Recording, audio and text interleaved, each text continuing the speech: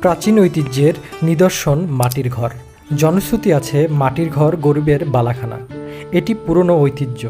যখন প্রকৃতি থেকে হারিয়ে যায় বা খোয়া যায় তখন তার কদরও বেড়ে যায়। ইতিহাসের ঝুড়ির দিকে তাকালে মক্কায় হজরত আলী রাদিয়াল্লাহু আনহু, স্ত্রী নবীনন্দিনী হজরত ফাতেমা রাদিয়াল্লাহু আনহু, তিনিও মাটির ঘরে জীবনযাপন করেছেন।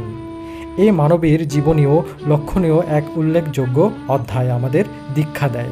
এরই ধারাবাহিকতায় গাঁও গ্রামের মাটির ঘরে সংসার জীবন এখনও টিকে আছে। এই মাটির ঘর ঝড় ও বৃষ্টিতে ক্ষতি কমই হয়। পাশাপাশি এ ঘর গ্রীষ্মকালে শীতল হাওয়ায় প্রাণ জুড়ায়। মাটির ঘরকে প্রাকৃতিক শীতল বলে এসিও বলে থাকে। আবার শীতকালে শীতের প্রভাব অনেক কমও হয়।